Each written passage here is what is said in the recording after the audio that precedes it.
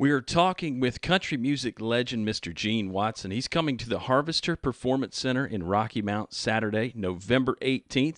And Gene, thanks for stopping by. It is a real treat to talk to you. Take us back to the early days, Palestine, Texas. Gosh, you're just singing in clubs and that kind of stuff and grinding away there, working in an auto body shop, and then all of a sudden, what happens? Well, I wasn't back then. I was only born in Palestine, but I was raised up in northeast Texas in a little town called Paris, and I, began. Well, the early beginning was just singing in church, and singing in school functions and stuff like that. Singing was not, really that unique to me because my whole family were singers. But as time passed by, well, I kept on singing and doing this, and eventually started working in nightclubs and things like that. Of course, I was a paint and body man during the day and worked in the clubs at night and just struggling on through like everybody else does.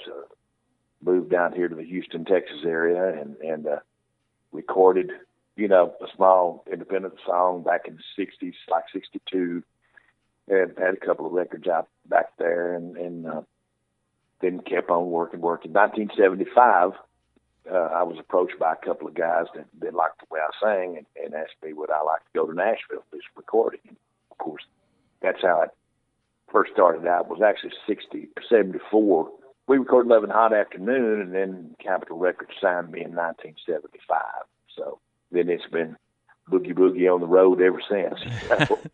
And you're still doing it. You're still on the road. You're coming to Virginia here to play at the Harvester Performance Center in Rocky Mount, as I mentioned, Saturday, November 18th.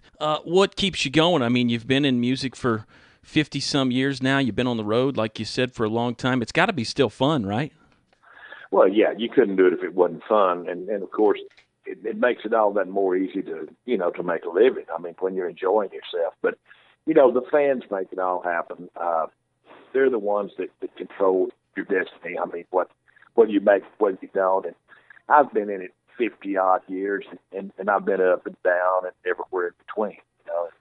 So through a lot of those years, well, there was a lull, and of course, the new young hot country more or less took over and kind of pushed us traditionalists out, you might say. It looks like it's moving back in, and we're packing houses everywhere we play, and just having a big time and keeping it going. We've got a brand new gospel CD that just went online yesterday at our online store at GeneWatsonMusic.com that you can buy a pre-sale copy of. It's already autographed. Our last CD we had out, we had a #1 song in, and so things are looking good. We're looking forward to coming to Rocky Mount. Well, I'm glad you mentioned that new album that you have that just came out, like you said, literally days ago. You also had the album in 2016 called Real Country Music. I'm sure we're going to hear some songs from both of those CDs, and then obviously you'll play some of your hits too, correct? Absolutely. We'll walk the people about through the career from 11 Hot Afternoon right on up to the present time, and try our best to do requests too. We always get a lot of requests. We don't have a show planned, so this show will be especially for all the people there in Rocky Mount. So, come out and we will try to do your favorite song and entertain you the best we can. And I think everybody will have a good time. It's a show that the whole family can come see, and we all have a big old time. Well, let me ask you about the songs real quick. You mentioned Love in the Hot Afternoon. Great song. 14 Karat Mind. How did you get matched up with those songs? Because I've heard you say you don't do a lot of writing, but how did you find those songs that fit your style? And then, gosh, you just made them all your own. I mean, everybody thinks, well, that's Gene Watson when they hear those songs and when they hear Farewell Party. Well, I've always had the freedom to pick and choose all the material that I sing, that I record, and I mainly worked with a lot of publishing companies that had songs, and they would play me songs, and eventually it got to where they were sending them to me, when they run across one, here's a song I think's good for you, here, there, and so I literally, went through all the boxes, listed all the songs, all the tapes, CDs, and all that, and until these songs came along, and then I was just lucky enough to know and pick out the ones that I thought were my songs. And of course, 14 Karat was a song written by Dallas Frazier and Larry Lee. Giant song, first #1 song of '82. But I've had a lot of them. Farewell Party, of course.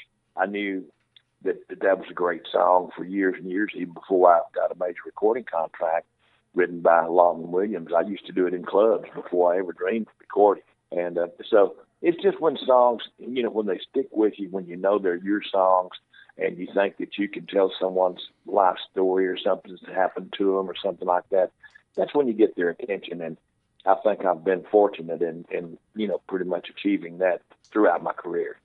Oh, I think you've achieved it all right. 23 top 10s, 6 number ones. You mentioned the website, GeneWatsonMusic.com. We know you've got some dates here in late October and November. What's next for you, Gene? What happens after this tour? And I guess you're just going to keep on going as long as you can, huh? Yeah.